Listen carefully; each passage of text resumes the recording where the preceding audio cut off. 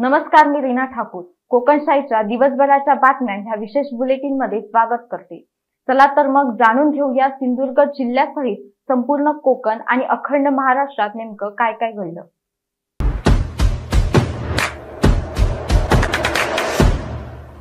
BMC Covid घोटाळ्यासंबंधी मुंबईत ईडीकडून छापेमारी सुरू आहे। तब्बल 15हून अधिक ठिकाणी ईडीकडून छापेमारी करण्यात आली आहे। ठाकरे गटाचे खासदार संजय राऊत यांनी निकटवर्तीय सुजित पाटकर यांच्याशी संबंधित तब्बल 10 ठिकाणी ईडीकडून छापेमारी सुरू आहे। कोरोना काळात लाईफलाईन कंपनीच्या घोटाळा प्रकरणात ईडीकडून गुन्हा दाखल करण्यात आला असून या प्रकरणाशी संदर्भात ईडीकडून छापेमारी सुरू आहे।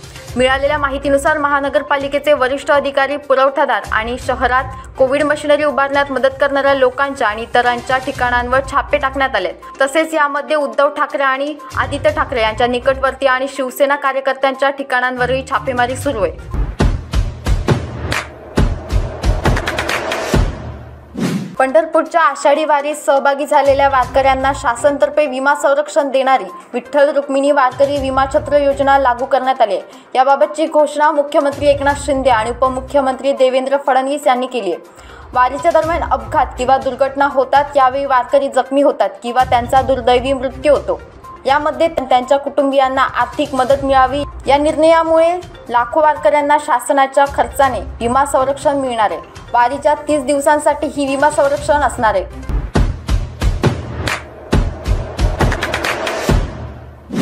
जागतिक योग दिनानिमित्त ग्रामपंचायत मळेवाड कोंडुरेकडून योग शिबिराचे आयोजन करण्यात आले। याचा शुभारंभ गटविकास अधिकारी वासुदेव नाईक यांच्या हस्ते दीप प्रज्वलन करून करण्यात आला।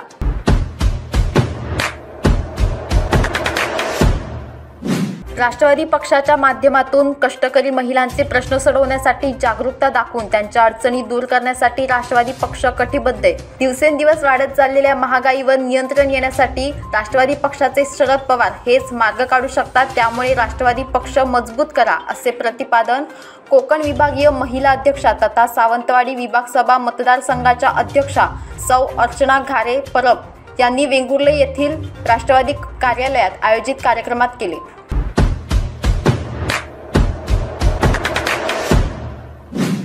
एसटीच्या नव्या गाड्या प्रवाशांसाठी डोकेदुखी ठरत आहेत। नवीन कोऱ्या घेतलेल्या या गाड्या रस्त्यात बंद पडत असल्याने प्रवाशांना मनस्ताप होते।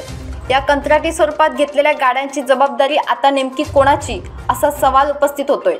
मोठा गाजावाजा करत 6 महिन्यांपूर्वी रत्नागिरी डेपोत 22 गाड्या दाखल करण्यात आल्या होत्या। या गाड्यांपैकी रत्नागिरी मुंबई सेंट्रल गाडी मध्यरात्री महामार्गावर संगमेश्वर मध्ये बंद पडली। त्यामुळे तब्बल 3.5 तास मुंबई गोवा महामार्गावर प्रवाशांचा अंधारात खोळंबा झाला।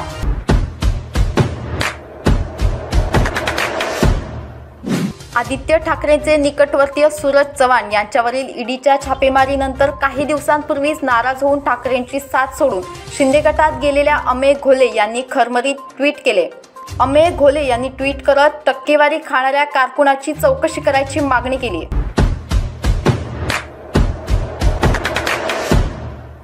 पंतप्रधान नरेंद्र मोदी यांच्या नेतृत्वाखाली केंद्रातील भाजप सरकारच्या कार्यकाळात 9 वर्ष पूर्ण झाली आहेत। याबाबत भाजपच्या वतीने देशभरात मोदी @9 जनसंपर्क अभियान राबवण्यात येते।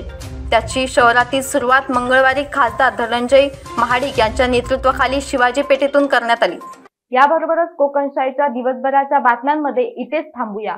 पण तुम्ही मात्र दिवसभराचे अपडेट आणि ताज्या घडामोडी जाणून घेण्यासाठी कोकणशाहीच्या YouTube चॅनलला सबस्क्राईब करा, फेसबुक पेज लाईक करा आणि Instagram पेजला फॉलो करायला विसरू नका।